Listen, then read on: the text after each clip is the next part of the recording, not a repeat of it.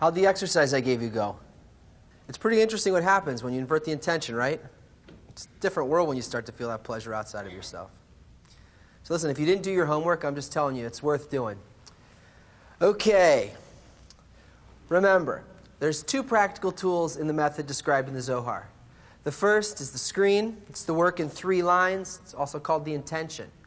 But without that second tool, what you experience in that exercise, it's just a psychological thing. Now let's look at the second one. It's called Love Your Friend as Yourself. Here's what we know. Love your friend as yourself is the one idea that the human race has in common. I mean, every religion has some kind of version of it. There's this ethical arrangements of the world societies. They're all based on it. What's yours is yours. What's mine is mine. But I should treat people the way that I want to be treated. If I do good things for people, they'll do good things for me. So we do nice actions. You know, even if we don't really love the other person, we do these nice charitable acts. We can see how this works. I mean, throughout the ages, we've ended hunger, we've wiped out disease, we put an end to armed conflicts. Everywhere, we brought about a brotherhood of man. And that's why we teach it to our children. We want them to get along, right? When they should feel good about themselves, they should be good people. The track record of the human race clearly shows just what good people we are. Just what good people this sophisticated manipulation of others in order to get what I want produces. Love your friend as yourself. Love your friend as yourself. Love your friend as yourself. Love your friend as yourself. It's the most counterintuitive, misunderstood string of words in the history of language. It's also the most important, but we don't realize it because we can't imagine that it actually means what it says. I mean, come on. Love your friend as yourself? The Zohar tells us it means to reach the sensation of the other as your actual identity.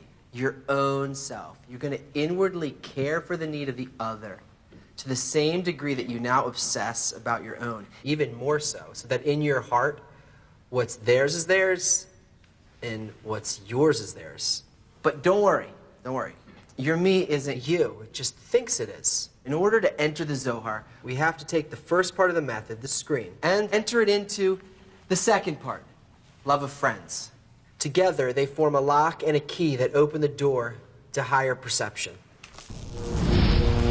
Love your friend as yourself.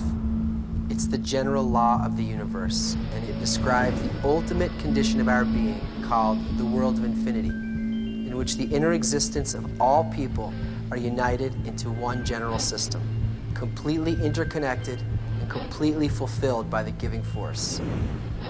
All of the other laws of nature are just less complete stages of this connection.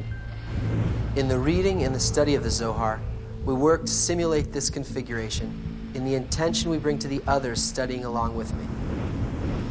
Now, even though the work with the screen is aimed at attaining the same inner state as the giving force, the love of God isn't the general law. Because with a hidden creator, it's easy to fool yourself. But whether or not you love your friend, the person studying with you who shares the same desire for change and the same desire to help you reach it, whether or not you love him with all your heart, soul, and strength, that's always right in front of you. There's something to measure. It constantly triggers the need to apply the screen and go above your reason that tells you to take the pleasure of spiritual advancement for yourself rather than working on the connection that makes it possible for your friends to reach it. It provides you with challenges and setbacks you need so that you can build this desire that you don't have yet, the desire to actually bestow. The work in transformation isn't about the individual and his screen reaching enlightenment, but about the connection between us that brings fulfillment to the whole. When this starts to happen, we're actually ascending. We're entering the upper system. In that state, there's no difference between loving the friend and loving the Creator. In fact, it's the only way to reach what we call the love of God. That's the way we reconstruct the supreme law of nature in our heart, and we begin to ascend to the upper worlds, because a man's life is where his heart is. When you're doing that work with and for others, it doesn't matter what you do or don't understand when you read. Knowledge simply doesn't matter. It's because this inner effort you're making, it's lined up with the correct matching intention to the thought behind the text. And because of that, it's possible to draw direct lines between your inner state in that effort and and what the book is saying.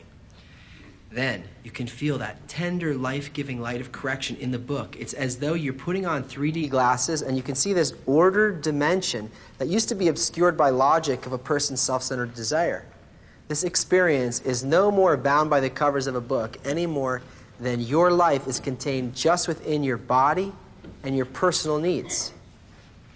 That's where humanity's headed, one way or another, and you might as well know what's going on. That's almost everything you're going to need to know. So if you want to enter the Zohar, now you can, as long as you remember what you learned in this course.